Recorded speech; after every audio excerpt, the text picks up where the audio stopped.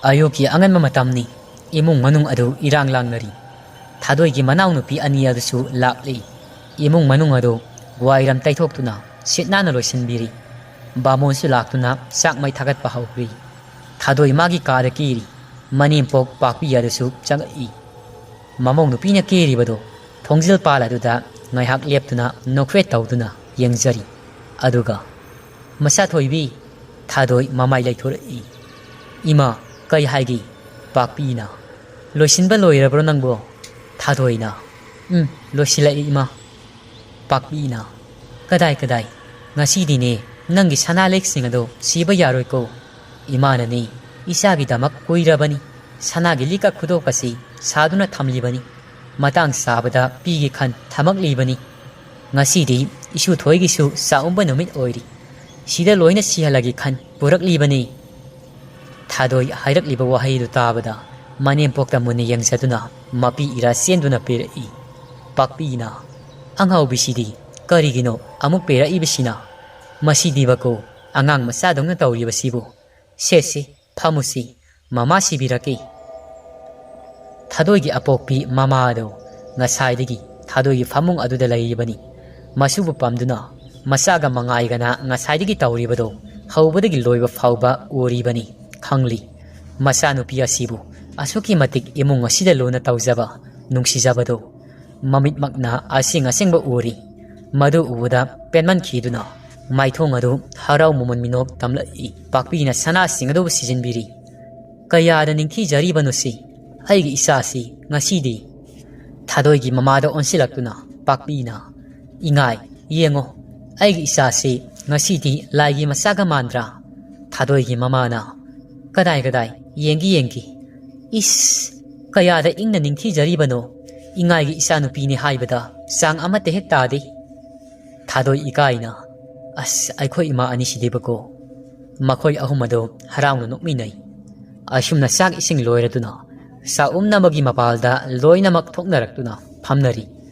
thadoi na masa adubu sak inbiri photo su kapi mathang kapli sa umbasu loisilli Mayamsu sak sabal loina mak loiratuna numidang wairamni thadoi gi ima pabung ado satlagi haina thorak nari numidang gi matamni pakpi na sak ado mana thongbirage haiduna sakom da sangri thoi basu mayai ka aduda tv yengduna lairi thadoi na magi ka aduda famung da angang ado summi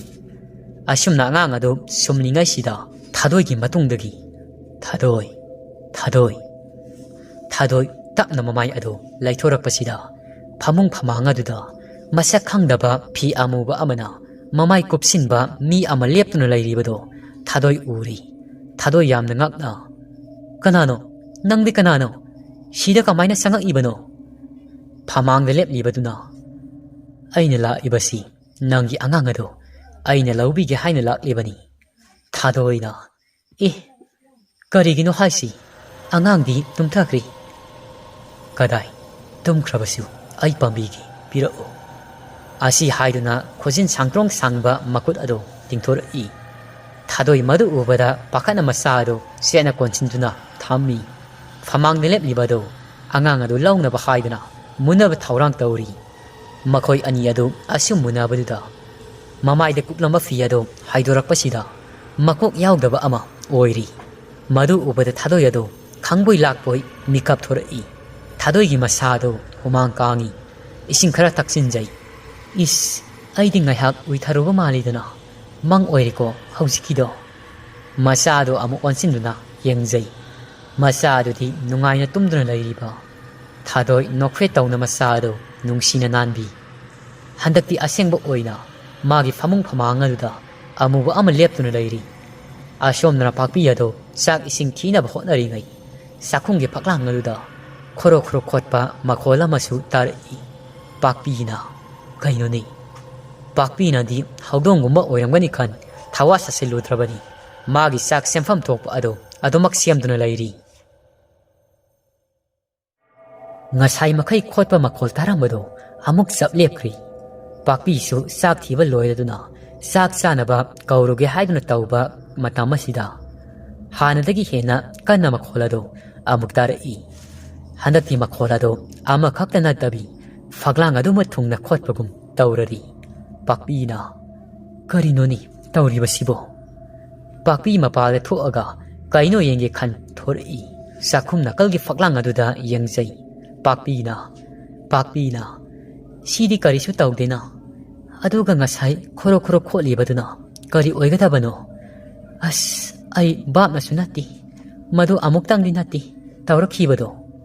ꯄꯥꯛꯄꯤ ꯑꯗꯨ ꯀꯩ ꯀꯥꯟꯅꯗꯕꯗ ꯈꯟ ꯏꯃꯨꯡꯗ ꯆꯪꯒꯦ ꯍꯥꯏꯗꯨꯅ ꯃꯃꯥꯏ ꯑꯗꯨ ꯂꯩꯊꯣꯔꯛꯄꯁꯤꯗ ꯄꯥꯛꯄꯤ ꯑꯗꯨ ꯁ꯭ꯋꯥꯏ ꯍꯦꯛ ꯂꯥꯎꯈ꯭ꯔꯤ ꯃꯆꯥꯅꯨꯄꯥ ꯑꯗꯨ ꯊꯣꯡꯖꯤꯜ ꯄꯥꯜꯗꯨꯗ ꯂꯦꯞꯇꯨꯅ ꯂꯩꯔꯝꯃꯤ ꯊꯣꯏꯕꯅ ꯀꯩꯗꯧꯔꯤꯕ ꯏꯃꯥ ꯅꯪꯗꯤ ꯑꯁꯤꯗ ꯄꯥꯛꯄꯤꯅ ꯀꯩꯁꯨꯝ ꯇꯧꯗꯦ ꯂꯥꯛꯑꯣ ꯆꯪꯉꯁꯤ ꯆꯥꯛ ꯆꯥꯔꯨꯔꯁꯤ ꯊꯣꯏꯕꯁꯨ ꯊꯣꯡ ꯂꯣꯟꯁꯤꯜꯂꯝꯗꯨꯅ ꯆꯥꯛ ꯆꯥꯐꯝ ꯑꯗꯣꯝꯗ ꯐꯝꯈ꯭ꯔꯤ ꯄꯥꯛꯄꯤꯅ ꯊꯥꯗꯣꯏ ꯑꯗꯨ ꯀꯧꯕꯤꯔꯨꯔꯤ ꯑꯁꯨꯝꯅ ꯄꯨꯟꯅ ꯆꯥꯛ ꯏꯁꯤꯡ ꯑꯗꯨ ꯆꯥꯕ ꯂꯣꯏꯔꯗꯨꯅ ꯊꯥꯗꯣꯏꯅ ꯏꯃꯥ ꯄꯣꯊꯥꯕꯤꯔꯨꯔꯣ ꯑꯩ ꯀꯣꯜꯂꯤꯛꯁꯤꯡꯁꯦ ꯂꯣꯏꯁꯤꯜꯂꯒ ꯑꯗꯨꯃꯛ ꯆꯪꯉꯛꯑꯒꯦ ꯄꯥꯛꯄꯤꯅ ꯐꯔꯦ ꯑꯗꯨꯗꯤ ꯏꯃꯥꯁꯨ ꯆꯪꯉꯦꯀꯣ ꯊꯥꯗꯣꯏ ꯅꯣꯛꯐꯦꯠ ꯇꯧꯅ ꯍꯣꯏ ꯏꯃꯥ ꯊꯥꯗꯣꯏ ꯂꯨꯈꯥꯛ ꯆꯒꯨꯝ ꯑꯗꯨ ꯂꯣꯏꯁꯤꯟꯗꯨꯅ ꯀꯣꯟ ꯐꯦꯡꯉꯤ ꯊꯥꯗꯣꯏꯒꯤ ꯅꯥꯀꯣꯡꯗ ꯅꯥꯁꯣꯜ ꯄꯤꯛꯄ ꯈꯣꯟꯊꯥꯡꯅꯅ ꯈꯣꯟꯖꯦꯜ ꯑꯃꯗ ꯊꯥꯗꯣꯏ ꯕꯥꯞ ꯑꯣꯏꯍꯧꯗꯕꯅ ꯍꯥꯎ ꯍꯥꯏꯅ ꯈꯨꯝꯃꯨꯔꯤ ꯕꯥꯞ ꯈꯪꯂꯛꯂꯥꯛꯇꯨꯅ ꯀꯅꯥꯅꯣ ꯇꯥꯃꯣ ꯈꯣꯏꯗꯤ ꯂꯣꯏꯅ ꯆꯪꯈ꯭ꯔꯕꯅꯤ ꯀꯅꯥꯗꯅꯣ ꯑꯩꯅ ꯑꯃꯨꯛ ꯍꯥꯎ ꯍꯥꯏꯅ ꯑꯃꯨꯛ ꯈꯨꯝꯈ꯭ꯔꯤꯕꯁꯤꯕꯣ ꯑꯁ ꯄꯦꯜꯂꯕꯅꯤꯀꯣ ꯑꯩꯁꯤꯗꯤꯀꯣ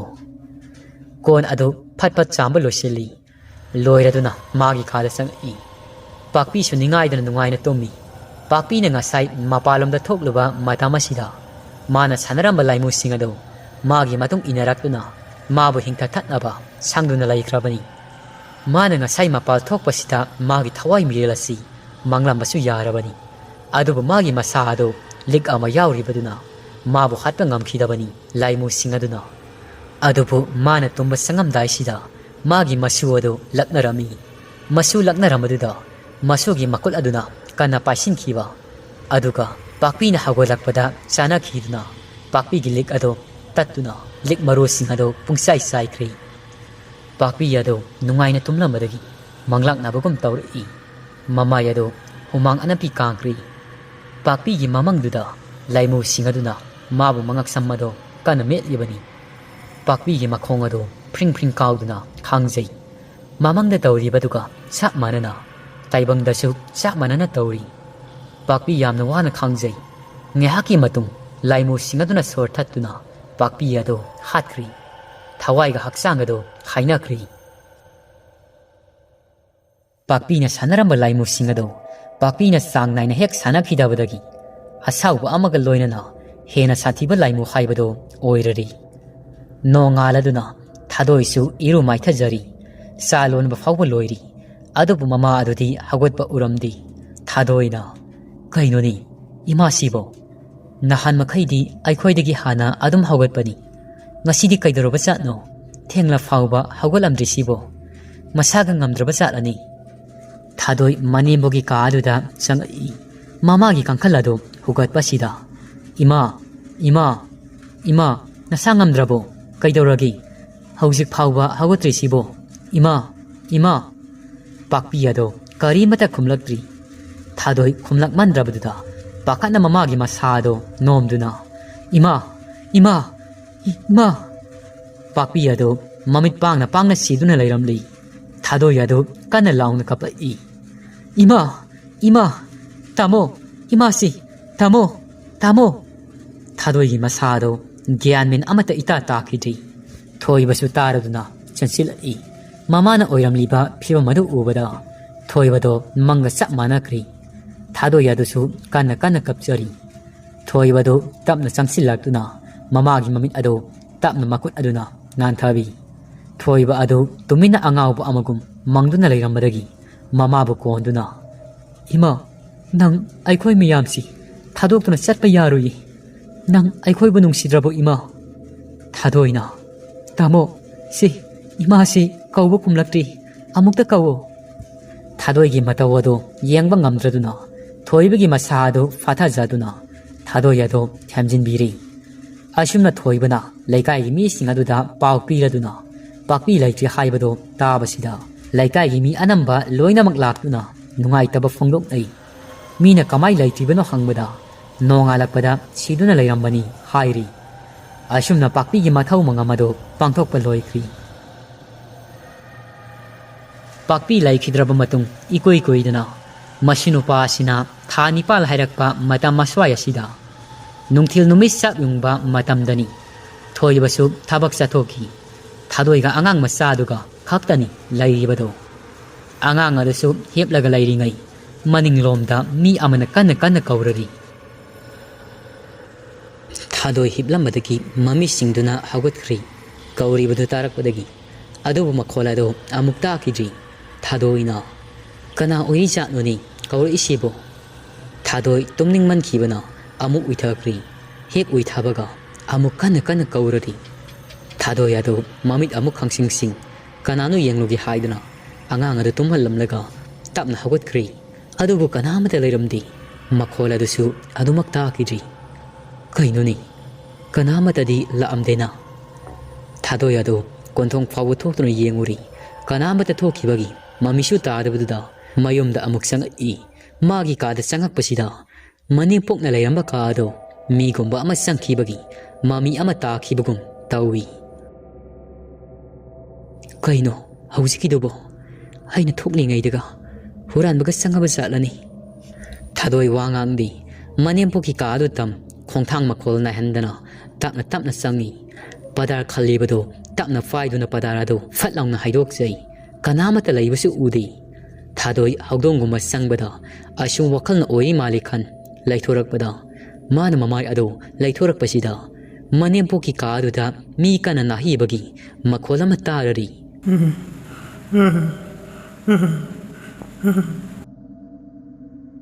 ꯃꯈꯣꯜ ꯑꯗꯨ ꯇꯥꯕꯗ ꯀꯤꯔꯝꯗꯕ ꯊꯥꯗꯣꯏ ꯑꯗꯨ ꯈꯪꯀꯤ ꯀꯤꯁꯤꯟꯈ꯭ꯔꯤ꯫ ꯊꯥꯗꯣꯏ ꯑꯃꯨꯛ ꯇꯞꯅ ꯄꯗꯥꯔ ꯑꯗꯨ ꯍꯥꯏꯗꯣꯛꯏ꯫ ꯊꯥꯗꯣꯏ ꯑꯃꯨꯛꯇꯪ ꯀꯟꯅ "ꯏꯃꯥ!" ꯉꯥꯏꯍꯥꯛꯀꯤ ꯃꯇꯨꯡ ꯊꯣꯏꯕ ꯑꯗꯨꯁꯨ ꯃꯌꯨꯝꯗ ꯍꯜꯂꯛꯂꯤ꯫ ꯀꯩꯅꯣꯗ ꯊꯣꯡ ꯑꯁꯤꯅ ꯏꯔꯥꯎ ꯂꯥꯎꯅ ꯍꯥꯡꯂꯒ ꯊꯝꯂꯤꯕꯁꯤꯕꯨ? ꯑꯉꯥꯡ ꯑꯗꯨꯁꯨ ꯀꯟꯅ ꯀꯟꯅ ꯀꯞꯂꯤꯕꯅꯤ꯫ ꯊꯣꯏꯕꯅ "ꯊꯥꯗꯣꯏ! ꯊꯥꯗꯣꯏ!" ꯀꯧꯗꯨꯅ ꯆꯪꯉꯛꯄꯁꯤꯗ ꯊꯥꯗꯣꯏ ꯂꯩꯔꯝꯗꯕꯗꯨꯗ ꯊꯣꯏꯕꯅ ꯑꯉꯥꯡ ꯑꯗꯨ ꯇꯞꯅ ꯄꯥꯡꯈꯠꯆꯗꯨꯅ "ꯑꯁ, ꯑꯉꯥꯡꯁꯤ ꯃꯇꯣꯟꯗ ꯊꯅꯝꯂꯒ ꯀꯔꯥꯏꯗ ꯆꯠꯈ꯭ꯔꯤꯕꯅꯣ ꯃꯁꯤꯒꯤ ꯅꯨꯄꯤꯁꯤꯕꯨ?"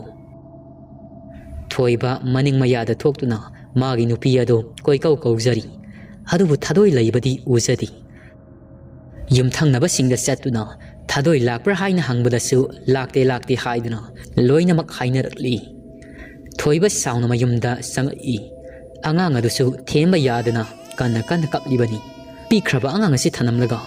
ꯀꯗꯥꯏꯗꯅꯣ ꯃꯥꯅ ꯆꯠꯈ꯭ꯔꯤꯕꯁꯤꯕꯨ? ꯃꯁꯤꯒꯤ ꯅꯨꯄꯤꯁꯤꯗꯤꯀꯣ! ꯊꯣꯏꯕꯒꯤ ꯃꯁꯥ ꯑꯗꯨ ꯇꯧꯐꯝ ꯂꯥꯛꯐꯝ ꯈꯪꯖꯗꯕꯅ ꯀꯔꯤꯁꯨ ꯈꯪꯖꯗ꯭ꯔꯤꯕ ꯑꯉꯥꯡ ꯃꯆꯥ ꯑꯗꯨꯗ ꯂꯥꯎꯍꯠꯂꯤ꯫ ꯊꯥꯗꯣꯏ ꯂꯩꯔꯝꯗꯦ ꯍꯥꯏꯕꯗꯨꯗ ꯃꯈꯣꯏꯒ ꯊꯪꯅꯅ ꯂꯩꯕ ꯃꯇꯩ ꯑꯃꯁꯨ ꯊꯣꯏꯕꯒꯤ ꯃꯌꯨꯝꯗ ꯂꯥꯛꯏ꯫ "ꯊꯣꯏꯕ! ꯏꯇꯩꯃ ꯂꯥꯛꯏꯕ꯭ꯔꯥ? ꯍꯣꯏ, ꯀꯩꯅꯣ ꯊꯥꯗꯣꯏ ꯑꯗꯨꯕꯨ ꯅꯪꯒ ꯈꯠꯅꯈꯤꯕꯒ ꯌꯥꯎꯕ꯭ꯔꯣ?" "ꯑꯁ, ꯀꯥꯏꯗꯩꯅꯣꯗ ꯏꯇꯩꯃ, ꯑꯗꯨꯒꯨꯝꯕ ꯀꯔꯤꯃꯠꯇ ꯌꯥꯎꯈꯤꯗꯦ꯫ ꯑꯩ ꯑꯌꯨꯛ ꯑꯉꯟꯕꯗꯒꯤ ꯊꯕꯛ ꯆꯠꯂꯨꯕꯅꯤ꯫ ꯍꯧꯖꯤꯛꯇ ꯍꯜꯂꯛꯏꯕꯁꯤꯅꯤ꯫ ꯑꯩꯅ ꯍꯜꯂꯛꯄꯗ ꯑꯉꯥꯡ ꯑꯁꯤ ꯀꯟꯅ ꯀꯞꯂꯒ ꯂꯩꯔꯝꯃꯤꯕꯅꯤ꯫ ꯌꯨꯝꯒꯤ ꯊꯣꯡ ꯑꯁꯤꯁꯨ ꯂꯣꯏꯅ ꯍꯥꯡꯂꯒ ꯂꯩꯔꯝꯃꯤ." "ꯀꯗꯥꯏ? ꯑꯉꯥꯡꯗꯣ ꯑꯩꯉꯣꯟꯗ ꯄꯤꯔꯛꯎ꯫ ꯅꯪꯕꯨ ꯃꯅꯤꯡ ꯃꯌꯥꯗꯒ ꯌꯦꯡꯂꯨꯔꯕ꯭ꯔꯣ?" "ꯌꯦꯡꯉꯤ ꯏꯇꯩꯃ." "ꯌꯦꯡꯂꯕꯁꯨ ꯆꯠꯂꯨ, ꯏꯃꯨꯡꯗꯒ ꯑꯃꯨꯛꯇ ꯌꯦꯡꯉꯨꯆꯣ." "ꯏꯇꯩꯃ, ꯏꯃꯨꯡꯗ ꯂꯩꯔꯕꯗꯤ ꯑꯉꯥꯡ ꯑꯁꯤ ꯀꯟꯅ ꯀꯟꯅ ꯀꯞꯂꯤꯕꯁꯤ ꯏꯃꯨꯡꯗ ꯂꯩꯔꯒꯕꯨ ꯊꯣꯛꯂꯛꯐꯝ ꯊꯣꯛꯇꯕ꯭ꯔꯅꯤ?" "ꯏꯍꯦ, ꯑꯁꯨꯝ ꯉꯥꯡꯗꯅ ꯂꯩꯔꯤꯅꯦ꯫ ꯆꯠꯂꯣꯅꯦꯍꯦ, ꯑꯩ ꯃꯅꯤꯡ ꯃꯌꯥꯗ ꯌꯦꯡꯉꯛꯀꯦ꯫ ꯅꯪ ꯏꯃꯨꯡꯗꯒ ꯑꯃꯨꯛꯇ ꯌꯦꯡꯉꯨꯀꯣ." "ꯍꯣꯏ ꯏꯇꯩꯃ." ꯅꯨꯄꯤ ꯑꯗꯨꯁꯨ ꯑꯉꯥꯡ ꯑꯗꯨ ꯄꯝꯗꯨꯅ ꯃꯅꯤꯡ ꯃꯌꯥ ꯑꯗꯣꯝꯗ ꯊꯥꯗꯣꯏꯕꯨ ꯀꯧꯗꯨꯅ ꯌꯦꯡꯉꯤ꯫ ꯑꯁꯣꯝꯗꯅ ꯊꯣꯏꯕꯁꯨ ꯏꯃꯨꯡ ꯑꯗꯨ ꯂꯣꯏꯅ ꯌꯦꯡꯕ ꯌꯥꯕ ꯌꯦꯡꯂꯕ ꯃꯇꯨꯡ ꯃꯃꯥꯅ ꯂꯩꯔꯝꯕ ꯀꯥꯒꯤ ꯊꯣꯡ ꯑꯗꯨ ꯈꯔ ꯍꯥꯏꯗꯨꯅ ꯂꯩꯕꯗꯨ ꯎꯔꯤ꯫ ꯊꯣꯏꯕ ꯄꯤꯁꯨꯝ ꯁꯨꯛꯇꯛ ꯇꯧꯔꯒ ꯃꯃꯥꯒꯤ ꯀꯥ ꯑꯗꯣꯝꯗ ꯆꯪꯁꯤꯟꯈ꯭ꯔꯤ꯫ ꯑꯗꯨꯒ ꯊꯣꯡ ꯑꯗꯨ ꯇꯞꯅ ꯐꯥꯏꯗꯨꯅ ꯍꯥꯏꯐꯦꯠ ꯌꯦꯡꯉꯝꯃꯒ ꯊꯣꯡ ꯑꯗꯨ ꯂꯣꯟꯁꯤꯟꯒꯦ ꯇꯧꯕꯗ ꯃꯃꯤ ꯁꯥꯃꯤ ꯑꯣꯏ ꯃꯤꯒꯤ ꯃꯈꯣꯡ ꯃꯥꯟꯕ ꯑꯃ ꯎꯈꯤꯕꯒꯨꯝ ꯇꯧꯏ꯫ ꯊꯣꯏꯕ ꯀꯩꯅꯣ ꯍꯥꯏꯗꯅ ꯊꯣꯡ ꯑꯗꯨ ꯐꯠ ꯍꯥꯡꯇꯣꯔꯛꯄꯁꯤꯗ ꯎꯔꯤ ꯊꯥꯗꯣꯏ ꯑꯗꯨ ꯃꯃꯥꯒꯤ ꯀꯥ ꯑꯁꯤꯗ ꯊꯧꯔꯤ ꯌꯥꯟꯗꯨꯅ ꯁꯤꯔꯝꯂꯤꯕꯗꯣ꯫ ꯊꯣꯏꯕꯅ Thadoi haine lauraga chensinjai thadoi gi makhong ado inkhatjai ngasi lakhiba matai mado thoibana kana laukhibaduda kaidawrabano haidana pakana chensilai hadubu oiramliba phibam maduda nupi ado kana launa kablai thadoi kaino nangna tawribasi thoiba si kaptuna leiba matam natri thadoi gi masasi lokthana ba tawsi nupi ado haijabagi wani phibam maduda yenglaga kana kapsaribani kanana di kaploi manim poksu laikhidaba ikoi koibanati pigliba angang asi huntoklamlaga oiramliba phibam masida thoibadi angawba amagum kapasu lepkri makhada lautharaga thamliba magi nupi aduda mamit koptana yengduna tufa isan mangduna tumina laikri thoibagi matawdu ubada nupi adudi amuka hena nungaijakidri nupi aduna isegi thadoi nangna tawriba sibu karino haibani nang kari pendaba laibagino nangna asukluraba khongthang amabu tarai thanglibasi nacha apikpasi karimata nungsidrabu nangbo kapna laungnabagi makholadda laikai misu laknari thadoi gi imong manungdasu hairaduna loinamak laknari thadoi gi mamadi angaubi amagum kapchari masana oiramliba phiba maduda thadoi gi mapamgi mi singadudi thoibana hatpa oirangani haina singnarami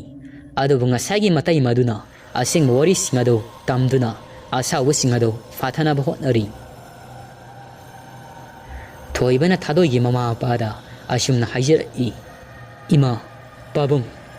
mayamna thadoi gi misi asida singnai haibasu nasana khangjai hoi singna famdi thokpani nasana wafam ama khakta haijagi thadoi gi misi asi tang taba ama khangdoknaba police ta pau pi krasi mayamnasu imung manung sagai na tainasu yanaba ama puraktuna police ta pau piri police laktuna wahang pang satharaba matum asiba haksang ado postmortem taungnabagi damak poduna chatkri asumna numit inigi matum imung manung ado police station da lau haiduna kaurami thadoi gi mama pa thoiba makhoi gi thangnabagi matai madugi nupa makhoi manga ado police station da punala I police na hairari khura khoi gi postmortem report lai siri basi thadoi haiba natra thadoi gi misi asi murder nati haibadi mi na hapanati masa matomta suicide tawduna thauri yanduna sijabani thadoi gi mama ado kanna kapkalai adubu mapa aduna themjinbi thoibana sar luribadi thadoina suicide tawnabagi maram amata laiti numit adusu ai ayuk anna ai office atli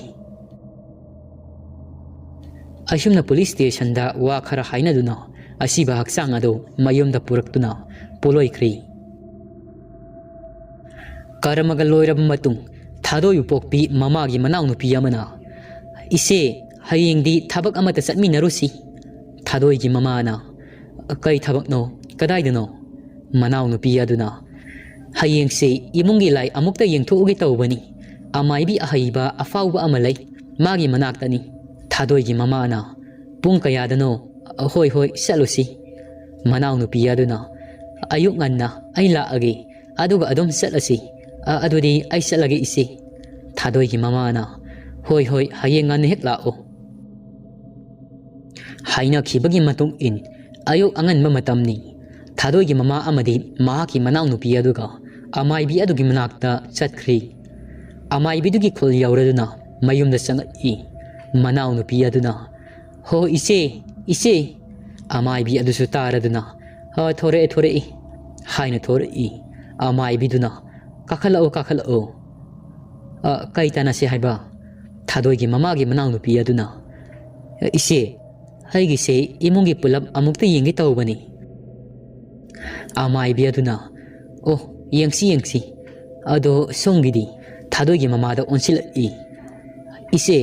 haigidi yengoida inaw sige sum lakminabani